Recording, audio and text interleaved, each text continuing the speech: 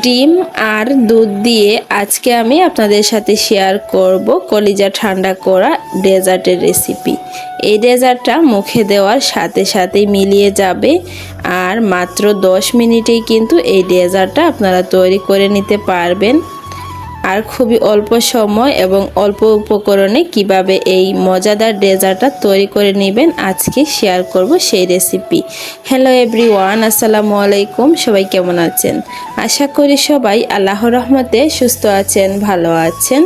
আলহামদুলিল্লাহ, আমরাও আল্লাহর অশেষ রহমতে ভালো আছি। বিসমিল্লাহির রহমানির রহিম। ডেজার্ট বানানোর জন্য প্রথমেই আমি এখানে দুধ নিয়ে নিচ্ছি। এখানে আমি হাফ কেজি দুধ নিয়েছি। দুধটাকে প্রথমে আমি জাল করে নিব। আর এখন আমি এখানে স্বাদ অনুযায়ী চিনি দিয়েছি।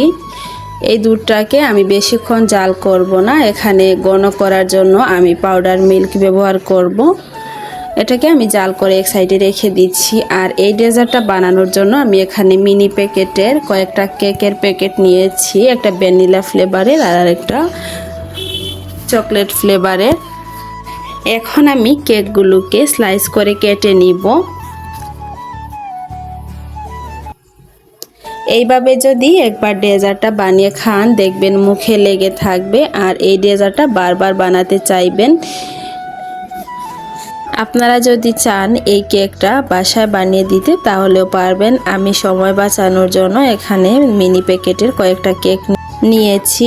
দুধটাকে জাল করে আমি এক সাইডে রেখে দিয়েছি ঠান্ডা হওয়ার জন্য। আর এদিকে আমি দুটি ডিমের কুসুম নিয়ে নিব।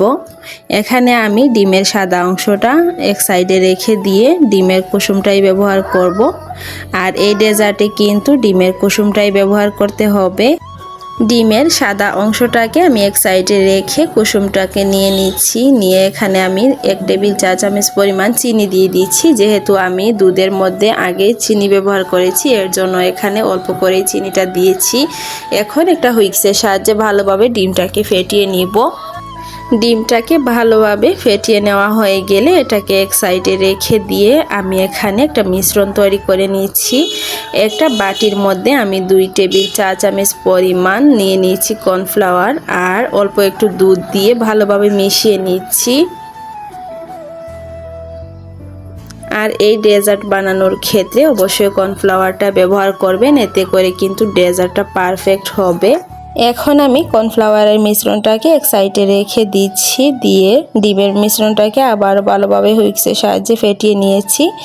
নেওয়ার পর এখানে আমি দুধটাকে যে জাল করে রেখেছিলাম ওই দুধটা দিয়ে দিলাম। আর দুধটা কিন্তু অবশ্যই ঠান্ডা করে নিতে হবে, তা না হলে কিন্তু গরম অবস্থায় যদি ডিমের মধ্যে দুধটা দিয়ে দেন তাহলে কিন্তু ডিমটা ফেটে যাবে আর ডেজার্টটা নষ্ট হয়ে যাবে। তো এখন আমি সবগুলোকে একসাথে মিশিয়ে নিচ্ছি। সবগুলোকে ভালোভাবে একসাথে মিশিয়ে নেওয়া হয়ে গেলে আমি এখানে দিয়ে দিব ভ্যানিলা এসেন্স। ডিমের গন্ধ দূর করার জন্য আমি এখানে ভ্যানিলা এসেন্স দিয়েছি। আপনাদের কাছে যে ফ্লেভারটা ভালো লাগে আপনারা ব্যবহার করতে পারবেন। আর যদি হাতের কাছে ভ্যানিলা ফ্লেভার না থাকে তাহলে এখানে এলাচের গুঁড়াও দিতে পারেন। এখন আমি দুধের মিশ্রণটাকে আবারও ফ্রাই প্যানের মধ্যে দিয়ে জাল করে নিব। আর এই দুধটাকে আমি ভালোভাবে নেড়েচেড়ে জাল করে নিব। যেহেতু এখানে কর্নফ্লাওয়ার দিয়েছি তাই নিচে লেগে যেতে পারে, এর জন্য এটাকে অনবরত নেড়েচেড়ে এভাবে ঘন করে নিতে হবে। আর দেখতেই পাচ্ছেন দুধটাকে আমি কতটা ঘন করে নিয়েছি। এখন আমি এটাকে নামিয়ে নিব। এখন আমি একটা এরকম পাত্র নিয়েছি আর এই পাত্রের মধ্যে গরম দুধটাকে আমি ঢেলে দিব। এখানে আমি প্রথমে অর্ধেক পরিমাণ দুধ দিয়েছি। দেওয়ার পর এখানে কেকের স্লাইসগুলো দিয়ে দিব। দিয়ে আবারও এটার উপর দুধটা দিয়ে দিব। দিয়ে এটাকে আমি 10 মিনিটের জন্য ঠান্ডা হওয়ার জন্য রেখে দিব। আর এটাকে কিন্তু নর্মাল ফ্রিজে রেখে ঠান্ডা করে সার্ভ করলে খেতে অনেকটাই ভালো লাগবে। আর উপর দিকে আমি কেকের লেয়ার দিয়ে দিব। আমি কেক গুঁড়ো করে নিয়েছি আর এইভাবে 2 কালারের কেক দিয়েছি। আর উপরে কিছুটা কিশমিশ দিয়ে সাজিয়ে নিয়েছি। আপনারা চাইলে যে কোনো বাদাম দিতে পারেন। এখন আমি 10 মিনিট পর ডেজার্টটাকে সার্ভ করে দেখিয়ে দিচ্ছি আপনাদেরকে। ডেজার্টটা দেখুন কতটা ক্রিমি হয়েছে আর মুখে দেওয়ার সাথে সাথেই কিন্তু মিলিয়ে যাবে এমনই একটি ডেজার্ট। অবশ্যই ট্রাই করে দেখবেন। ভিডিওর এই পর্যন্ত এসে যারা একটি লাইক দিতে ভুলে গিয়েছেন, অনুরোধ করব একটি লাইক দিয়ে সম্পূর্ণ ভিডিওটি কন্টিনিউ করবেন।